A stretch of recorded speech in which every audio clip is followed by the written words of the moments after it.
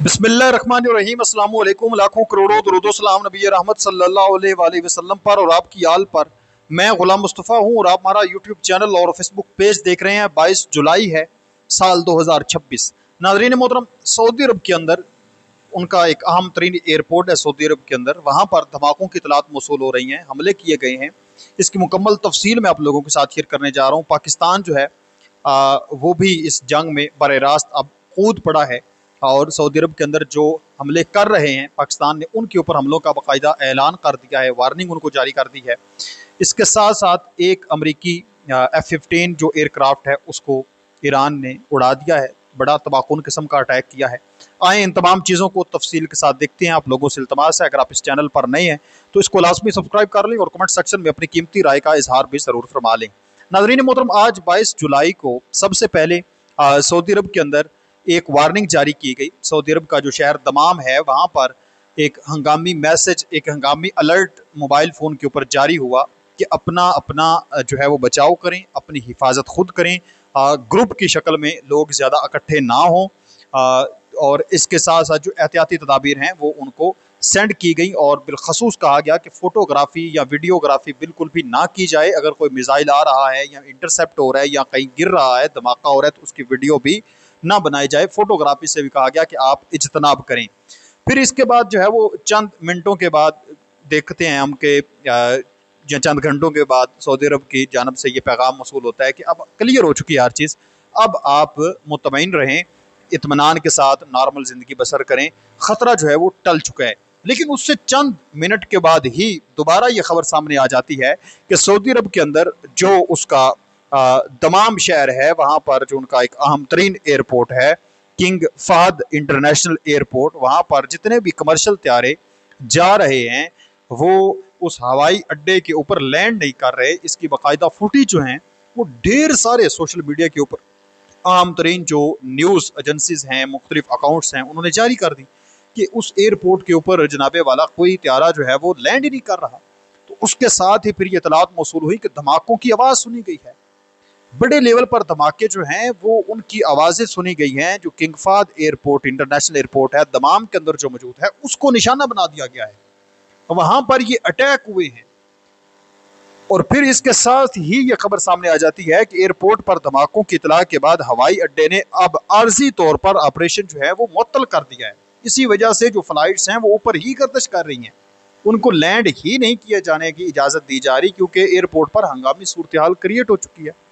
अब जो धमाके की फुटेज हैं, जो वीडियोस हैं, वो मैं पहले अर्ज कर चुका हूँ कि इस पर सऊदी की गवर्नमेंट ने कहा है कि बिल्कुल भी आपने कोई बंदा तस्वीर और वीडियो ना बनाए। और ये तो ऑलरेडी जितने भी दूसरे अरब ममालिक हैं ये आप जानते हैं कि इंतहाई सख्त एक्शन इस चीज़ पर लेते हैं। अगर कोई बंदा वीडियो या तस्वीर बनाकर अपलोड करता है या कोई ख़बर देता है बराह रास्त वीडियो मैसेज में इस तरह से, तो अगर वो पकड़ा जाता है तो फिर उसको ये आप कह लें कि या तो मुल्क बदर कर देते हैं, उसका खला करते हैं, उसको निकाल देते हैं, खला कर देते हैं, या फिर उसको कैद की सज़ा सुना दी जाती है। तो तस्वीर तो सामने नहीं आ सकी, लेकिन मुख्तलिफ जो रेडार से, फ्लाइट रेडार से जो चीज़ें देखी गई हैं कि किंग फहद इंटरनेशनल एयरपोर्ट पर जो त्यारे हैं वो इस तरह से घूम रहे हैं, आगे पीछे मूव हो रहे हैं, जबकि लैंड नहीं कर रहे। फिर साथ इतलात आती है कि वहाँ पर धमाके हुए हैं। तो ये इस टाइम नाज़रीन मोहतरम एक इंतहाई तशवीशनाक सूरत हाल इख्तियार हो चुकी है। अब सवाल आप करेंगे कि ये हमले किसने किए हैं, तो ये हमले ईरान ने किए हैं। चाहे ईरान ने डायरेक्ट किए हैं या इनडायरेक्ट किए हैं, कि ये ईरान नहीं है। डायरेक्ट ऐसे है कि डायरेक्ट जो है वो ईरान से हमले हों, और इनडायरेक्ट ऐसे हैं कि यमन के हूतीज़ के थ्रू जो है वो ये अटैक हो।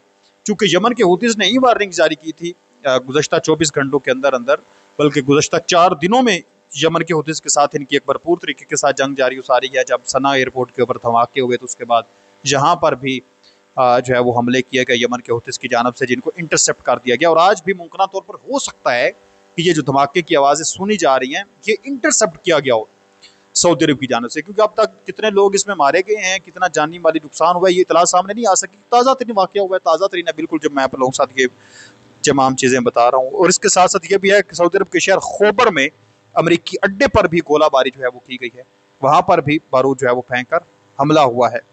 तो गुज़श्ता मैं अर्ज़ कर रहा था कि 48 घंटों में यमन के हूतीज़ ने कहा था हमने नाकाबंदी भी की हुई है, कोई बहरी जहाज़ जो है वो यहाँ से नहीं गुजरने वाला। अगर कोई बहरी जहाज़ सऊदी अरब का गुजरता है तो उसको रोक लिया जाएगा, ना सऊदी अरब की जानब कोई जाएगा, ना सऊदी अरब की तरफ से कोई किसी और कंट्री की तरफ कोई बहरी जहाज़, कोई बहरी शिप, कोई बहरी कंटेनर गुजरने की इजाज़त नहीं दी जाएगी। रेड सी हो, बाबुल मंदब हो, अबनाए हुर्मुज़ हो, जहाँ से भी कोई सऊदी का जाने आने वाला बहरी जहाज़ होगा उसको टारगेट और निशाना किया जाएगा, उसको तबाह कर दिया जाएगा। तो 4 से 6 जो मुख्तलिफ बहरी जहाज़ हैं उनको टारगेट किया भी गया, उनको निशाना बनाया भी गया। अलबत्ता उनको तबाह तो नहीं किया गया, लेकिन ये है कि उनको रोक दिया गया, वहाँ पर मूव नहीं होने दिया गया उनको। कोई सऊदी अरब की तरफ जा रहा था या सऊदी अरब से वापस किसी जगह के पर जा रहा था, यानी सऊदी अरब की इम्पोर्ट और एक्सपोर्ट के उन्होंने रोक दिया है। तो पाकिस्तान जो है वो अब इसमें कूद पड़ा है बराह रास्त। पहले जो है वो रूटर्स ने खबर जारी की थी कि पाकिस्तान ने एक पैगाम, एक वार्निंग ईरान को जारी किया कि सऊदी अरब के अंदर किसी किस्म का हमला काबिल कबूल नहीं होगा, काबिल बर्दाश्त नहीं होगा, क्योंकि सऊदी अरब और पाकिस्तान का म्यूचुअल डिफेंस पैक्ट है।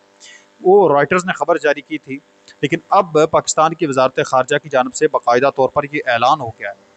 क्या ऐलान हुआ है ज़रा आप सुन लें। पाकिस्तान की वजारत खारजा ने यमन के हूसी बागियों की जानब से बहीरा अहमर यानी रेड सी में तजारती जहाज़रानी और बिलखसूस सऊदी अरब के साथ तिजारत करने वाले जहाज़ों को मिलने वाली धमकियों की शदीद मजम्मत की है।